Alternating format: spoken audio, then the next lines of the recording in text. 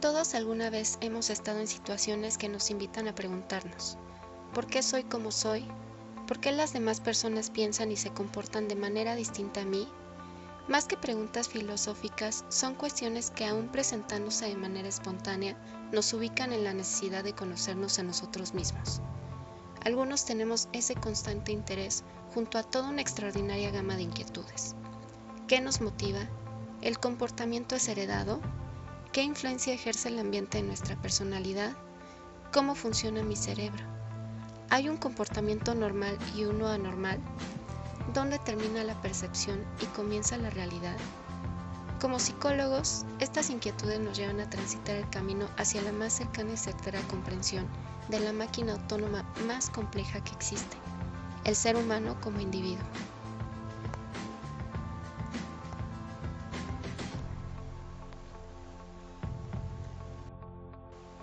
Algunas personas creen que la psicología solo trata de dar explicaciones incluso un tanto esotéricas a la vida de las personas, o que nuestro campo se limita a dar intervención a lo que llaman gente loca, o pretender tratar como tal a quien necesita esa ayuda.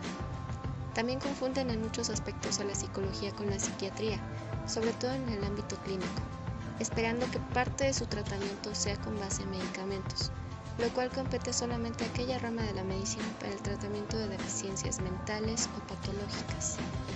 En fin, la psicología aún en nuestros días carga con algunos estigmas que restan valor a su práctica y a los alcances e impacto que tiene en el desarrollo del ser humano. De inicio, es importante comprender que la psicología es una ciencia y los psicólogos se sirven de técnicas basadas en el método científico cuando tratan de contestar las interrogantes planteadas al principio de este video. Sabemos que el método científico busca contestar una pregunta reuniendo datos mediante la observación meticulosa, la formulación de una hipótesis sobre la significación de los datos y la prueba empírica de esta misma. Y desde hace alrededor de un siglo son estructuras propias de la investigación en la mayoría de las ramas que forman parte de la psicología. Para el conductismo no es posible definir la conciencia, como tampoco lo es localizarla o medirla. Por consiguiente, esta no puede ser objeto de estudio científico. El conductismo estudia un comportamiento observable y medible, es decir, estudia la conducta. Establece que toda conducta es una respuesta a algún estímulo o agente del ambiente. Esta corriente sostiene que gran parte del comportamiento humano está gobernado por motivos y deseos inconscientes. Propone una serie de etapas críticas por las cuales el individuo debe pasar los primeros años de vida y argumenta que debe superar los conflictos que encuentra en cada una a fin de no tener más tarde problemas psíquicos, como son sentimientos conexos de ansiedad o temores exagerados. Esta corriente establece que la gente debe aprender a realizar su potencial. Destaca las posibilidades de la experiencia no verbal, la unidad de la mente, los estados alterados de la conciencia y el desahogo. Para esta corriente, el desarrollo humano se trata de una progresión de estados subjetivos en los que la persona se pregunta constantemente el porqué de lo que le ocurre, el significado de lo que está viviendo y qué puede hacer para mejorar su situación. Esta corriente estudia los procesos mentales en su sentido más amplio: el pensamiento, los sentimientos, el aprendizaje, la retención, entre otros más. Abarca especial interés en las formas en que el hombre percibe, interpreta, almacena y recupera información. En contraste con los conductistas, están convencidos de que los procesos mentales pueden y deben ser estudiados con técnicas científicas. Si bien es imposible observar directamente los procesos cognitivos, podemos observar la conducta y hacer inferencias sobre los tipos de procesos cognitivos en que está basada.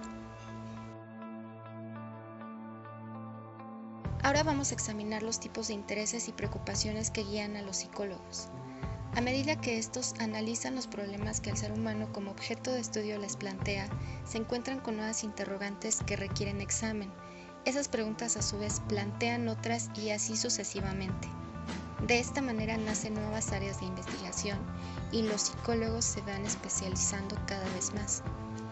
Vamos a abarcar los distintos campos de estudio de la psicología estableciendo una interrogante general y la manera en que cada uno la plantea de acuerdo a sus alcances.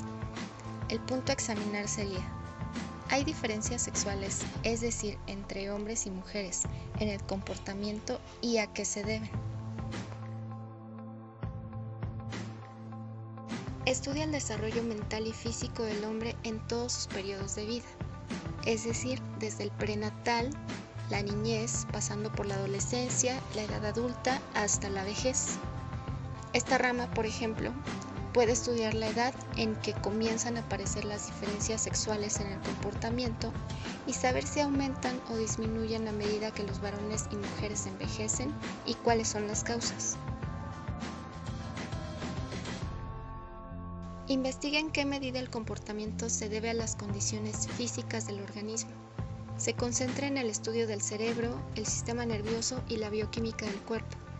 En este caso, a la psicofisiología le interesa saber si las diferencias de comportamiento entre hombres y mujeres se atribuyen a las que existen en su sistema nervioso o en su bioquímica.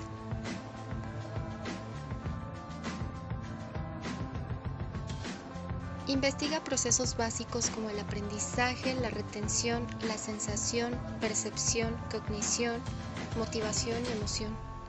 Esta rama plantea, por ejemplo, las diferencias en la forma en que los hombres y mujeres almacenan y recuperan información de la memoria, la manera en que procesan información sensorial y la forma en que resuelven problemas complejos.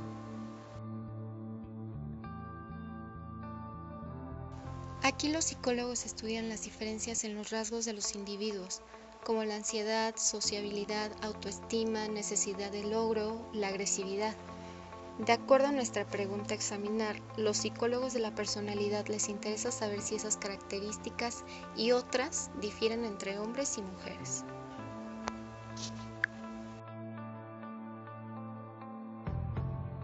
Casi la mitad de psicólogos se especializan en esta modalidad. A ellos les interesa el diagnóstico, la etiología, es decir, el origen o causa, y el tratamiento de la conducta anormal. Intervienen para modificar la conducta o la eliminación de un trastorno o una patología. La psicología clínica podría plantearse saber si los varones experimentan cierta clase de trastornos conductuales más a menudo o con menor frecuencia que las mujeres, la causa de tales diferencias y si ambos sexos difieren en sus respuestas ante los diversos tipos de terapia. Otro punto de enfoque serían las diferencias en las clases de problemas personales que hombres y mujeres encaran en su vida diaria, así como las diferencias en las formas en que los superan.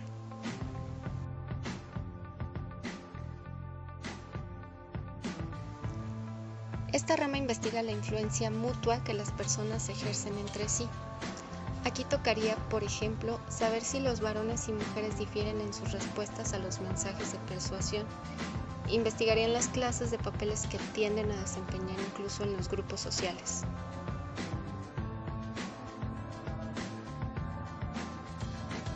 Aquí se abordan los problemas de capacitación de personal, mejoramiento de las condiciones de trabajo y estudio de los efectos que la automatización produce en el ser humano. Por ejemplo, los psicólogos necesitarían saber si las empresas tienden a operar en forma distinta bajo el liderazgo de las mujeres y bajo el liderazgo de los hombres. Después de todo lo que examinamos en este video, podemos concluir que los psicólogos, sin importar sus ideas teóricas o campos de estudio, comparten metas y métodos, todo en función de promover el desarrollo integral de los seres humanos.